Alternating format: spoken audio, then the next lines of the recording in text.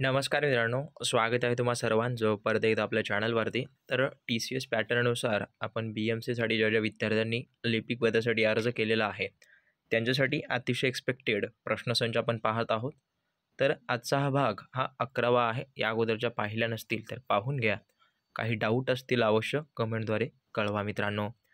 तर पहिला प्रश्न पाहण्या अगोदर ज्या विद्यार्थ्यांनी आपली BMC बॅच जॉईन केली नसेल, बॅच जॉईन करून घ्या. ज्या ठिकाणी तुम्हाला 10 प्रश्नपत्रिका आणि TCSने आत्तापर्यंत जेवढ्या काही एक्झाम घेतलेल्या आहेत, त्या सर्व एक्झाममधील असे महत्त्वाचे IMP GK वारंवार परत परत येणारे प्रश्न, असे 1000 GK प्रश्न आणि 10 प्रश्नपत्रिका आम्ही तुम्हाला प्रोव्हाइड करत आहोत.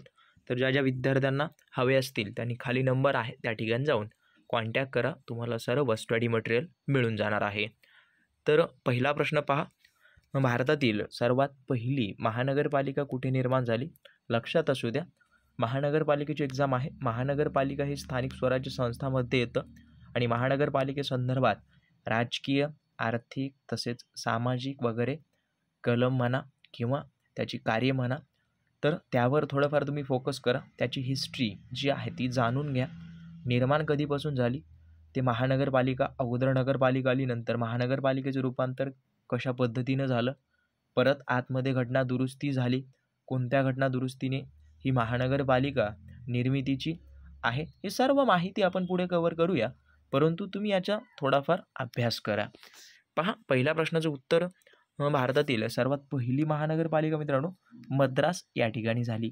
त्यानंतर बॉम्बे, कोलकाता यांच्यानंतर सर्वप्रथम मद्रासमध्ये स्थापन झाली. मद्रास कुठे आहे? तमिळनाडूमध्ये.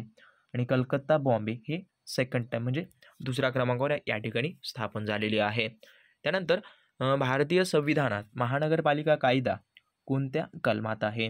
तर लक्षात असू द्या, महानगरपालिकेचा हा कायदा जो आहे तो कोणत्या कलमामध्ये आहे? तर 243 मध्ये. लक्षात असू द्या, 243 मध्ये या महानगरपालिकेचा कायदा समाविष्ट आहे. नगरपालिका कायदा त्याला म्हणतात.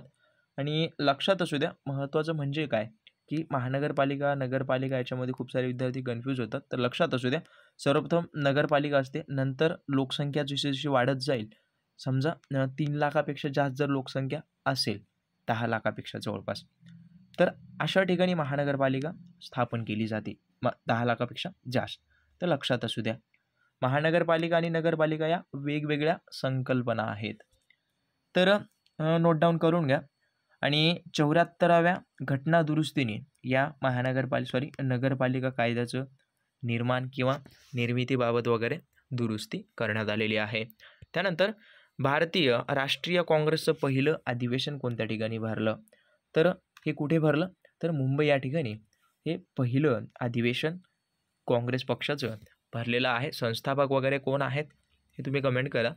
त्यानंतर पंचायत राज प्रणाली ही किती स्तरीय आहे? तर लक्षात असू द्या, पंचायत राज प्रणाली ही जी आहे ती त्रिस्तरीय संकल्पना आहे. त्यानंतर भारतात क्षेत्रफळाने सर्वात मोठं राज्य कोणतं आहे? तर भारतामध्ये क्षेत्रफळाने सर्वात मोठं राज्य हे राजस्थान आहे. थर्ड नंबरला आपलं महाराष्ट्र येतं. आणि महाराष्ट्रामध्ये सर्वात मोठा जिल्हा वगैरे अहमदनगर आहे क्षेत्रफळाच्या दृष्टीने. तर लक्षात असू द्या.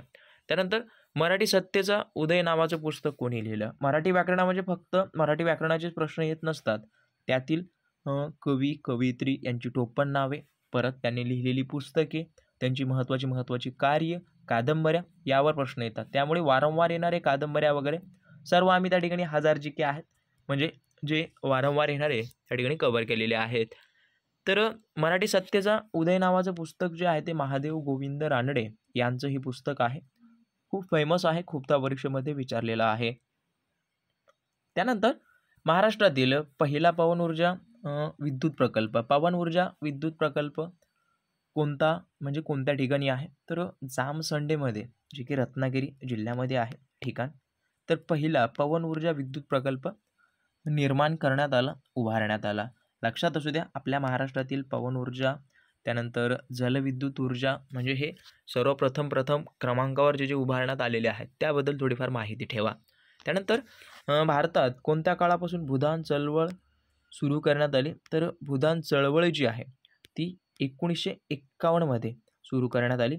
आणि या भूदान चळवळीचे जनक जर विचारले तर विनोबा भावे हे आहेत आणि विनोबा भावे हे रॅमन मॅग्सेसे पुरस्कार मिळवणारे पहिले भारतीय आहेत.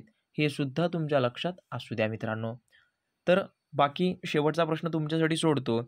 सातवाहन काळातील महत्त्वाचं शैक्षणिक केंद्र कोणतं आहे? ऑप्शन मी दिलेले नाही आहेत, तर व्यवस्थित कमेंट करा. काही डाऊट असतील अवश्य कमेंटद्वारे कळवा मित्रांनो.